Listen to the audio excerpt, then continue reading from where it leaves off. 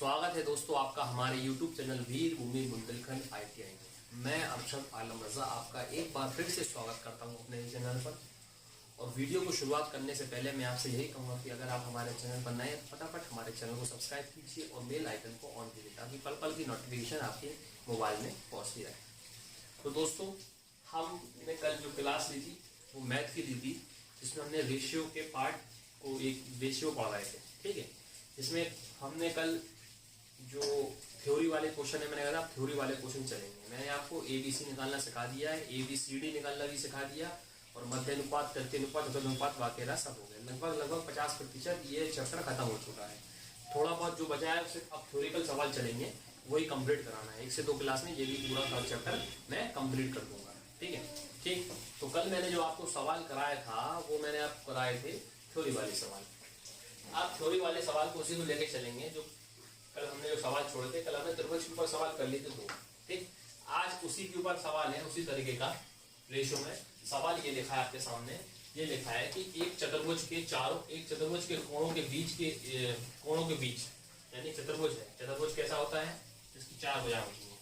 ठीक, कोई सा भी चतुर्भुज है, चतुर्भुज टाइप का आयत की आकार का होता है।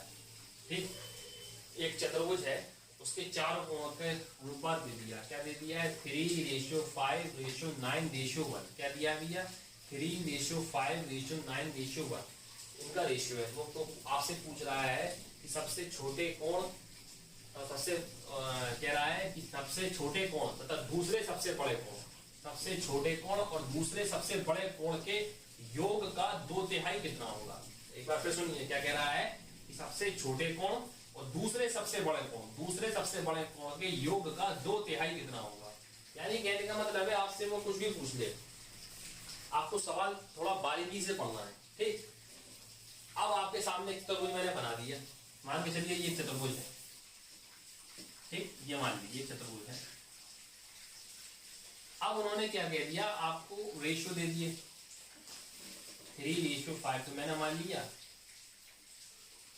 मैंने कल आपको बताया था कि चतुर्भुज जब भी रेशियो हटाएंगे तो हम उसमें क्या लगाएंगे? x लगा देंगे। तो माना कोण हमने मान लिए, कोण होंगे आपके 3x, 5x, 9x और x। क्या करा मैंने? ये सबके जो रेशियो दिया था 3:5:9:1 जो दिया था, इसका मैंने अनुपात हटाया। अनुपात हटा के हम क्या कर लेते हैं? x लगा देते। तो मैंने क्या करा? 3x, 5x, 9x और ये x, यानी ये 4 कोण हो गए, 3x, 5x, 9x और x। ठीक, ये हो गए चतुर्भुज के कोण। ये 4 कोण हो गए, 3x, 5x, 9x, x। यानी इसका मतलब ये है कि जो x के टर्म में जो वैल्यू छुपी है उसका हम 3 से गुणा कर देंगे तो वो हमें एक्जेक्ट पता चल जाएगा कि ये कोण कितने का है। अब आपको एक चीज याद होना चाहिए, कल मैंने आपको एक चीज बताई थी कि त्रिभुज के तीनों कोणों का योग कितना होता है? 180। ये आपको हमेशा याद होना चाहिए, हमेशा कि त्रिभुज के तीनों कोण जो होंगे वो 180 के होंगे। इसी प्रकार एक थ्योरम होती है चतुर्भुज की, यानी प्रमेय होती है चतुर्भुज का भी क्या होता है कि चतुर्भुज के चारों कोणों का योग, क्या भैया? चतुर्भुज के चारों कोणों का योग 360 होता है। कितना होता है? 360। ये बात आपको याद होनी चाहिए, तभी आप इस सवाल को सॉल्व कर पाएंगे। जैसे कल एक पॉइंट था कि त्रिभुज के तीनों कोणों का योग 180 होता है, उसी प्रकार ये बात भी बहुत जरूरी है, बहुत ही इंपॉर्टेंट है कि चतुर्भुज के जो 4 कोण बनते हैं उसके चारों कोणों का योग कितना होता है? 360, यानी 360 डिग्री के बनते हैं 4 कोण। ठीक, यानी चारों कोणों का जब आप योग करोगे तो वो 360 से ना ज्यादा होगा ना कम होगा। ठीक, तो अब आपने देखा कोण कौन कौन से ये हैं, इन सबको जोड़ दो। तो 3x + 5x + 9x + x, इन सबको आपने जोड़ा तो कितना आएगा? 360। कितना आएगा? 3x + 5x + 9x + x = 360। अब जोड़ो इनको, 5 3 8, 8 और 1 9, 9 9 18। एक बार फिर जोड़ो, 5 3 8 और 1 9, 9 9 18। यानी कितना हो गया ये? 18x = 360। 18x = 360। 18 से कट जाएगा ये, 18 दूनी 36, यानी कितनी बार जाएगा? 20। यानी x की वैल्यू आ जाएगी 20। यानी x जो है वो हमारा 20 डिग्री का है। कितने डिग्री का है? 20 डिग्री का है। ठीक, 20 डिग्री का है। तो आप मान लीजिए 30 में 20 से गुणा करेंगे कितना हो जाएगा? 60 डिग्री का हो जाएगा। 5x में 20 से गुणा करेंगे कितना हो जाएगा? 20 × 5 = 100 हो जाएगा। 9 में 20 20 से गुणा करेंगे कितना हो जाएगा, 9 दूनी 18 यानी 180 हो जाएगा। और ये तो फिर है ही 20 का, ठीक है ना। ये देखो ये मैंने क्या कर दिया, ये जो हमने x की वैल्यू निकाली ना, 3x माना था, 3x में यानी 20 का गुणा करेंगे, x की वैल्यू कितनी आई 20, तो 3x में 20 की वैल्यू रखेंगे तो कितना 60 हो जाएगा। 5x में 20 की वैल्यू रखेंगे तो 5 में 20 का गुणा करके कितना 100 हो जाएगा। 9 में 20 का गुणा करके कितना 180 हो जाएगा। और x को 20 हमने निकाला ही है। अब सवाल पढ़ो, इतना करने के बाद सवाल पढ़ो। सवाल क्या कह रहा है, सबसे छोटा कोण, तो इसमें सबसे छोटा कोण कौन सा है भैया, ये है x, कितना है 20। सबसे छोटा कोण, तो सबसे छोटा कोण कौन सा है x की वैल्यू कितनी आई 20। वो कह रहा है दूसरा सबसे बड़ा कोण, सबसे बड़ा नहीं दूसरा सबसे बड़ा कोण। दूसरा सबसे बड़ा कौन सा है, देखो सबसे बड़ा तो ये हो गया 9x सबसे बड़ा कोण है। और उसके बाद सेकंड हाईएस्ट कौन सा है, ये 5x। वो कह रहा है सेकंड हाईएस्ट यानी दूसरा सबसे बड़ा कोण। सवाल को बारीकी से पढ़ना तभी करेगा। तो क्या कह रहा है, दूसरा सबसे बड़ा कोण।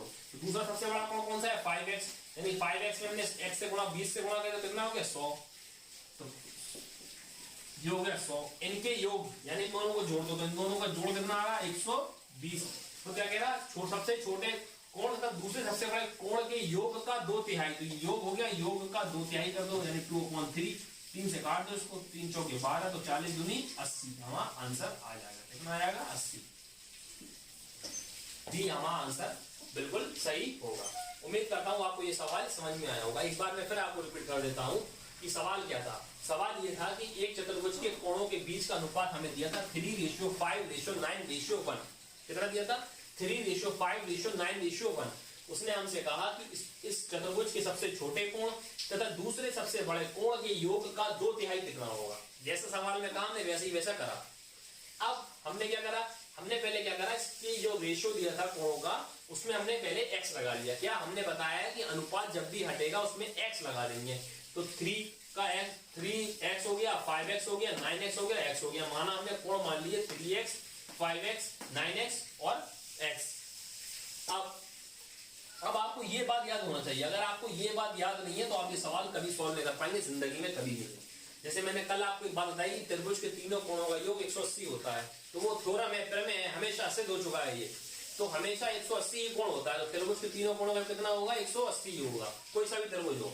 ठीक, अब चतुर्भुज के चारों कोणों का योग 360 होगा, चाहे वो कोई सा भी कोण हो। चतुर्भुज भी 4 होते हैं, त्रिभुज भी आपने पढ़ा होगा, समबाहु त्रिभुज होता है, समद्विबाहु त्रिभुज होता है, समकोण त्रिभुज होता है। जितने त्रिभुज होंगे इन सबका आप कोण योग करोगे तो 180 ही होगा, 180 से ज्यादा नहीं होगा। ये थ्योरम है, प्रमेय है, इसको सॉल्व, इसको माना गया है कि इससे 180 से ज्यादा अगर होगा त्रिभुज नहीं कहलाएगा वो। इसी प्रकार चतुर्भुज का भी थ्योरम है कि चतुर्भुज के चारों कोणों का योग 360 होगा। अब चतुर्भुज के बहुत प्रकार होते हैं, जैसे सम चतुर्भुज, समांतर चतुर्भुज, समलंब चतुर्भुज। ये जितने चतुर्भुज होते हैं सब चतुर्भुजों का कोणों का योग जो होगा वो 360 होगा, 360 से ज्यादा नहीं होगा। तो बस ये आपको बात याद होनी चाहिए। तो चतुर्भुज के चारों कोणों का योग 360 होता है। अब इसमें ये तो दिया नहीं है कौन सा चतुर्भुज, ये कहा चतुर्भुज, तो हमें मतलब नहीं है कोई सा भी चतुर्भुज हो, लेकिन कोण कितना होगा 360। ऐसे त्रिभुज भी कौन सा हो, तीनों कोणों का योग कितना होगा 180। ठीक है, तो बस अब हमने क्या करा, ये जो रेशियो दिया था उनमें हमने सब में x लगा दिया। तो 3x 5x 9x x इन सब का योग किसके बराबर होगा 360 के बराबर। इन सबको जोड़ो तो 18x आ गया, 18x बराबर 360। 18 से हमने काट दिया, x की वैल्यू आ गई हमारी 20। 18 दूनी 36 यानी x बराबर 20। अब जो हमने माना है x की वैल्यू पुट कर दो सब में। ये 3x था तो 3 में 20 का गुणा कर दिया, 60, 5 में 20 का गुणा कर दिया, 100, 9 का 20 का गुणा कर दिया, 180 और x की वैल्यू 20 तो ठीक। अब हमने फिर सवाल पढ़ा, सवाल कह रहा है सबसे छोटे कोण। तो सबसे छोटा कोण कौन सा है, यही है x, तो 20। तब दूसरा सबसे बड़ा यानी सेकंड हाईएस्ट, हाईएस्ट तो 180 है, लेकिन वो क्या है सेकंड हाईएस्ट क्या है 100। तो 100 20 + 100 का सम कर दो, यानी इन सबको जोड़कर उसका 2/3। तो इन दोनों को जोड़ा 120 और उसका 2/3 यानी 2/3। 3 से काट दिए, 3 चौक 12 तो 80 हमारा आंसर हो गया। जैसा जैसा सवाल में कहा है वैसे वैसे हमें सवाल में करना है। उम्मीद करता हूँ आपको ये सवाल समझ में आया होगा। ठीक है, अगला देखते हैं। ठीक है भैया, इसी प्रकार मैंने दूसरा क्वेश्चन दिया आपको प्रैक्टिस के लिए। क्या सवाल है, यदि एक चतुर्भुज के कोणों का अनुपात 3:5:9:13 है, यानी 3:5:9:13 है, तो आपको बताना है कि सबसे बड़ा कोण, सिर्फ आपको सबसे बड़ा कोण बताना है। आपके सामने ऑप्शन है, ऑप्शन ए 165 डिग्री, आपके सामने ऑप्शन बी है 180 डिग्री, आपके सामने ऑप्शन सी 156 डिग्री और ऑप्शन डी है आपका 190 डिग्री। कोशिश करिए इस वीडियो को पॉज करके खुद सॉल्व करने की। मैं आपसे यही कहता हूं, मैंने आपको कॉन्सेप्ट बताया तो आप पहले कोशिश करिए कि मुझे कितना समझ में आया। एक बार वीडियो को पॉज करिए और सवाल आपके सामने मैंने पढ़ भी दिया है, बोल भी दिए। पढ़ दिया है और आपके सामने लिखा भी है, तो आप वीडियो को पॉज करके खुद से सॉल्व करने की कोशिश जरूर कीजिएगा। ठीक है, चलिए ठीक है, हम सॉल्व करते हैं। क्या दिया है, चतुर्भुज है। ठीक, तो जो हमें रेशियो दिया है वो कितना दिया है, 3:5:9:13। ठीक, ये दिया है।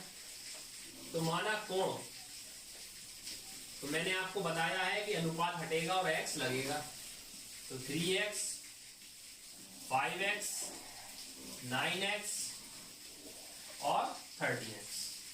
एक चतुर्भुज बना ली। चतुर्भुज इस तरीके का होता है। ठीक, मान लीजिए 3x 5x 9x और ये हो गया आपका 13x। ये आपने कोण मान लीजिए 3x 5x 9x 13x। अब आपको मालूम है क्या,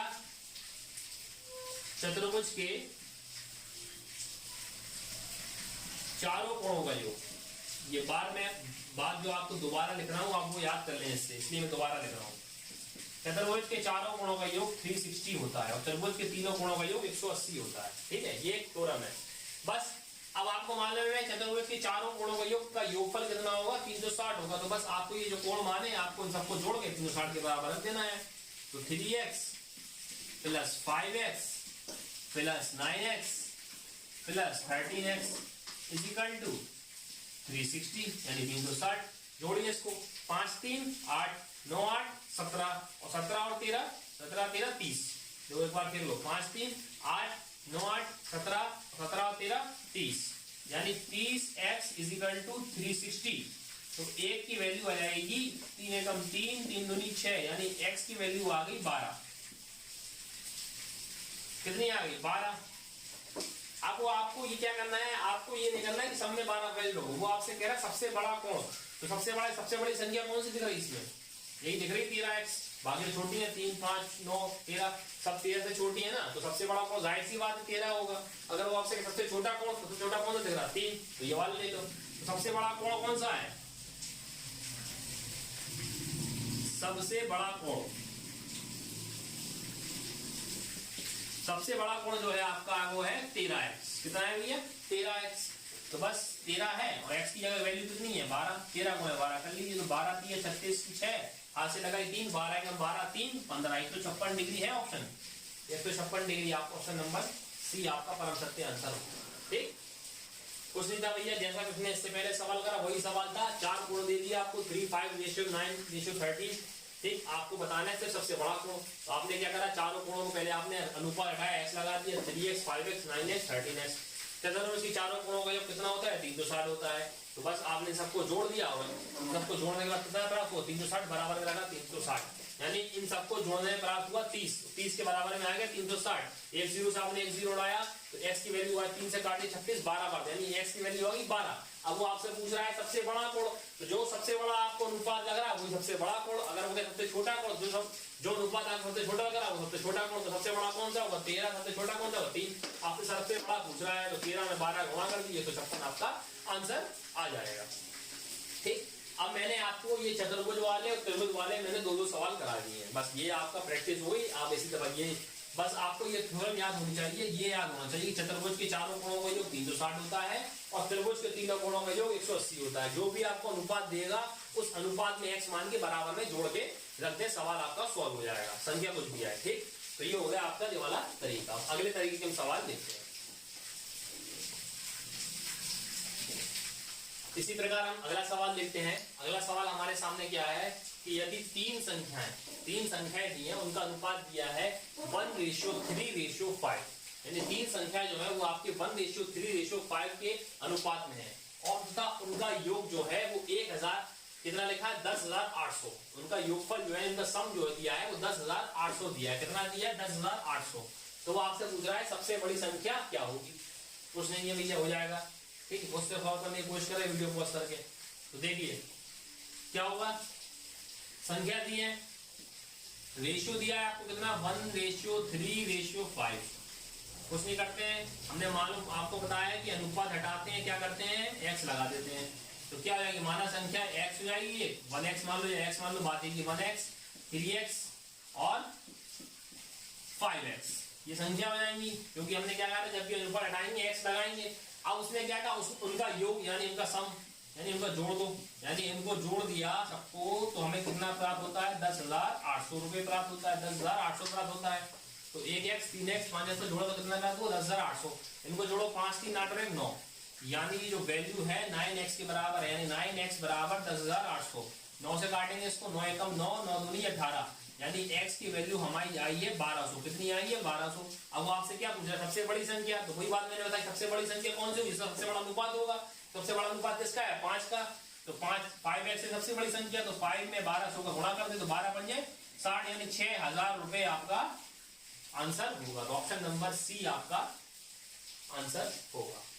ठीक है, कुछ नहीं था, जैसा था वैसे वैसे मैंने कर दिया। ठीक, अगला देखते हैं, अगला सवाल कराते हैं। अगला सवाल देखते हैं भैया। अगला सवाल क्या है कि 3 संख्या है आपके, उसका रेशियो दिया है 3:2:5। उनका रेशियो इतना दिया है, वो कह रहा है तथा उनके वर्गों का योग, क्या कह रहा है, उनके वर्गों का योग 1862 है। ये जो दिया है वो उनके वर्गों का योग दिया है। ठीक है, ये थोड़ा एक लेवल बढ़ गया क्वेश्चन में, थोड़ा ट्रिकी देगा तो इस तरीके का क्वेश्चन देगा आपको। ठीक है, तो उसने क्या कहा कि उनके वर्गों का योग जो है वो 1862 है। तो आपको बताना है सबसे छोटी संख्या क्या है। आइए देखते हैं भैया कैसे करते हैं। तो कुछ नहीं करेंगे, सबसे पहले हम क्या करेंगे, माना संख्या है जो हम करते हुए आए हैं। क्या करते हैं, अनुपात हटाते हैं, x लगाते हैं, तो क्या हो गया 3x 2x और 5x। ये संख्या हो गई, इनका रेशियो क्या हो गया 3x 2x और 5x। ये इनका रेशियो आ गया। रेशियो जो था, हमने रेशियो हटाया तो हमने बताया है कि जब भी अनुपात हटता है तो हम क्या लगाते हैं, x लगाते हैं। यानी अब ये संख्या जो है वो 3x होगी, 2x होगी, 5x होगी, यानी जो संख्या होगी x का गुणा हो रहा होगा। अब हमें ये x फाइंड करना है कि x की वैल्यू क्या है। ठीक है, लेकिन हमने उसने हमसे क्या कहा कि यदि उन संख्याओं का योग कहता तो हम डायरेक्ट जोड़ देते। वो अगर हमसे कहता उन संख्याओं का योग 1862 तो हम डायरेक्ट उनको जोड़ देते और 1862 बराबर में रख देते। लेकिन उसने हमसे क्या कहा, सवाल पढ़िए, सवाल वो कह रहा है उनके वर्गों का योग, यानी उनका वर्ग करो। वर्ग का मतलब ये होता है 3x का वर्ग, ये हो गया वर्ग, 2x का वर्ग, ये हो गया वर्ग, 5x का वर्ग, ये हो गया वर्ग। इन सबके वर्गों का योग, यानी इन सबका वर्ग करोगे, सबको जोड़ोगे, तब तुम्हें क्या प्राप्त होगा, 1862। नहीं आई समझ में भैया? एक बार फिर सुनिए सवाल क्या कह रहा है कि ये जो संख्याएं हैं उनके वर्गों का योग, यानी इनका वर्ग करना पड़ेगा। 3x का वर्ग किया आपने, 3x का होल स्क्वायर, 2x का होल स्क्वायर, 5x का होल स्क्वायर, यानी अब इनका वर्ग करोगे। वर्ग करने के बाद जो संख्या प्राप्त होगी उनका योगफल जो होगा वो 1862 होगा। ठीक, तो ठीक है, 3x 3 का वर्ग कितना होता है 9, और x का स्क्वायर करोगे तो x स्क्वायर। ठीक है, वर्ग आपको याद होना चाहिए। 3 का स्क्वायर, वर्ग का मतलब क्या होता है, एक बार वर्ग और बता देता हूं मैं आपको। जैसे मैंने आपसे कहा 4 का स्क्वायर, इसका मतलब होता है 4 का गुणा 4 में करो तो कितना होगा 16। मैंने आपसे कहा 5 का स्क्वायर, तो 5 का गुणा 5 में करोगे तो क्या आएगा 25। मैंने आपका कहा 11 का गुणा 11 का स्क्वायर, 11 का स्क्वायर करोगे तो 11 इंटू 11 कितना होगा 121। मैंने आपसे कहा 17 का स्क्वायर, 17 इंटू 17 करोगे तो कितना आएगा 289। मैंने आपसे कहा 21 का स्क्वायर, तो 21 का गुणा 21 में करोगे तो क्या आएगा 441 आएगा। ये वर्ग जो होते हैं ये बहुत जरूरी होते हैं। ठीक है, वर्ग याद करना बहुत जरूरी होता है। जैसे मैं आपको एक सेकंड से कम में समय में लिख दे रहा हूं, जैसे 15 का स्क्वायर 225, 16 का स्क्वायर 256, 17 का स्क्वायर 289, 18 का स्क्वायर 324, ऐसे आपको याद होने चाहिए। अगर आप कंपटीशन लेवल की तैयारी कर रहे हो तो आपको जरूरी है, इसके बना तो काम ही नहीं है। अगर आपको स्क्वायर क्यूब याद नहीं है, तो आप पहाड़े वगैरह याद नहीं है, तो आपका कोई स्थिति नहीं है मैथ में, आपकी कोई जगह नहीं है। आप क्योंकि आपको कंपटीशन लाइन में सवाल करना नहीं होता है, सवाल को कम से कम समय में करना होता है। ठीक है ना, तो इसलिए आपको ये चीजें आपका टाइम बचाती हैं। अगर ये आपको याद होगा तो आप कितना समय बचाएंगे। जैसे आपके सामने कहीं 17 का स्क्वायर लिखने को आया तो आप क्या करोगे, 17 गुणा 17 करोगे, गुणा करोगे 10 घंटे में। इससे पहले क्या आपको याद होना चाहिए 17 का स्क्वायर कितना होता है 289, 16 का स्क्वायर कितना होता है 256। ठीक है, तो ये आपको कम से कम 25 तक स्क्वायर तो याद होने चाहिए। ठीक है, तो बस 3x का होल स्क्वायर, 3 का स्क्वायर कितना होता है 9, और x का स्क्वायर होगा 9x स्क्वायर, 2 का स्क्वायर कितना होता है 4x स्क्वायर, x का स्क्वायर होगा 5 का स्क्वायर 25, और x का स्क्वायर x स्क्वायर। इनका जो सम करोगे वो 1862 के बराबर में आया। ठीक है, हमने सबका वर्ग कर दिया, उनका योग कर दिया। इनको जोड़ो, 9 4 13 और 13 25 13 25 कितना हो जाएगा? 13 और 25, 5 3 8 38, यानी 38x² इज इक्वल टू 1862। ठीक, कोई दिक्कत नहीं है। अब क्या करो, x² इज इक्वल टू 1862 से पक्कों में ये कट रहा होगा 38 से, ये पूरी कट रही होगी। तो क्या करेंगे, अब हम इतने अच्छे पढ़े तो हमें आती याद नहीं, तो हम क्या करेंगे, भाग देके देख ले रहे हैं। 38 का भाग हम 186 ही देते हैं, 1862 में। तो देखते हैं 3 6 18 ज्यादा हो जाएगा, हम देते हैं 4 भाग में, 4 8 32, कितना बचा, कैरी आई 3 4 किया 12 12 3 15, ठीक, 4 8 32, 2 आज लगे 3 4 किया 12 3 15, 6 में से 2 गया 4 और 8 में से 5 गया 3, ये खत्म, ये आ गए 2 342। अब इसका भाग दीजिए तो कितनी बार, ये देखो पूरा कटेगा 342, तो 8 की फॉर्म में कब आता, 8 के देखो इकाई का अंक दिखाया था भाग देने में, हमें क्या इकाई का अंक 2 लाना है, तो 8 का फाड़ा पढ़ो, 8 का फाड़ा क्या होता है, 8 6 48 और 8 नाम 72, यानी 8 का फाड़ा हम 9 बार करते हैं तो इकाई के रूप में हमें 2 प्लस होता है 8 नाम 72। समझ में आ रहा है मैं क्या कह रहा, तो यानी इसमें हम डायरेक्ट 9 से गुणा कर दो क्योंकि तो पूरा कटेगा, 9 8 72, हाथ से लगाई 7 9 3 27 4 34, दो कट गया पूरा, 49 बार में ये पूरा कट जाएगा, कितनी बार कट जाएगा, 49 बार में। ठीक, अब ये x² बराबर 49, ठीक, x² बराबर 49 होता है। तो मैंने बताया अब ये क्या है, ये चैप्टर आगे वर्गमूल घनमूल एक चैप्टर है, इसके बाद जो शुरू होगा ये वो चीज लग जाएगी इसमें। जब भी हम इसका स्क्वायर हटाएंगे तो उस पर क्या लग जाएगा, इस पे रूट चढ़ जाएगा, इसको हम बोलते हैं वर्गमूल और इसको बोलते हैं वर्ग। वर्ग और वर्गमूल में अंतर होता है। अब हमसे कहें वर्गमूल किसका, 49 किसका वर्गमूल है, 7 का वर्गमूल है, और 7 का स्क्वायर वर्ग क्या है 49, तो x की वैल्यू हो जाएगी 7। नहीं समझ में आया तो एक बार देखिए, जब भी स्क्वायर बराबर ये कोई संख्या आ जाए तो यहां से हमें x की वैल्यू फाइंड करना है, तो यहां से जब हम स्क्वायर हटाएंगे तो बगल वाली दूसरे वाली संख्या पे हम रूट चढ़ा देंगे, तो ये क्या हो गया, रूट चढ़ गया। इसके बाद जो हमारा मैथ का चैप्टर है वर्गमूल घनमूल है, इसके बाद आपको समझ में आएगा मैंने क्या करा। ठीक है, तो इस पे हमने चढ़ा दिया, तो क्या x की वैल्यू कितनी आ गई, 7। ठीक है, 49 जो होता है 7 का वर्ग होता है, तो 7 आ गई। अब वो आपसे पूछ रहा है सबसे छोटी संख्या, तो सबसे छोटी संख्या कौन सी होगी, 2 वाली, तो x की वैल्यू 7 आई, 7 दूनी 14। सबसे छोटी संख्या क्या होगी, 2x है ना, तो 2 में 2 में 7 से गुणा कर दीजिए, 14 आपका आंसर आ जाएगा। तो 14 है आपका ऑप्शन नंबर सी आपका पाम सकते आंसर होगा। ठीक, उम्मीद करता हूं आपको समझ में आया। अगर नहीं आया तो एक बार बता देता हूं। सवाल कहता कि 3 संख्याएं दी थी आपको 3:2:5, फिर उसने हमसे क्या कहा कि उनके वर्गों का योग, उनके वर्गों का योग कहा, तो हमने क्या करा, उनके वर्ग करा, 3 का स्क्वायर, 2 का स्क्वायर, 5 का स्क्वायर, उनका वर्ग करने के बाद उनको जोड़ा, क्योंकि उसने कहा है इनके वर्गों का योग, तो हमने इनको जोड़ा, 9x², 4x², 25x² का योग कितना आ रहा है 1862। इन सबको जोड़ा, 9 4 13, 25 13 हो गया 38x² is equal to 1862। x² से हमने ये काटा तो कितनी बार भाग दिया हमने, 49 बार।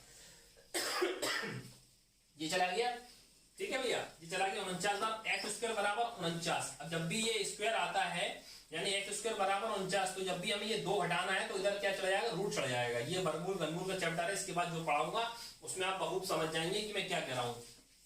x हटाया, इस पे हमने रूट चढ़ा दिया। ये 49 जो होता है ये वर्गमूल होता है 7 का, वर्गमूल होता है 7 का, और 7 का वर्ग होता है 49। ठीक है, अगर हम आपसे कहें ये जो संख्या होती है ना, रूट से बाहर निकलती है। अगर मैंने आपसे कह दिया कि 25 किसका वर्गमूल है, तो 5 का वर्गमूल है, 5 का स्क्वायर 25 और वर्गमूल किसका है, 5 का है। रूट में संख्या आ जाती है वो वर्गमूल कहलाती है, तो ये 7 की वैल्यू होती है, यानी x की वैल्यू आ गई 7। तो सबसे छोटी संख्या क्या होगी, सबसे 7 2x होगी, 7 दूनी 14 आपका आंसर हो जाएगा। ठीक, अगला देखते हैं।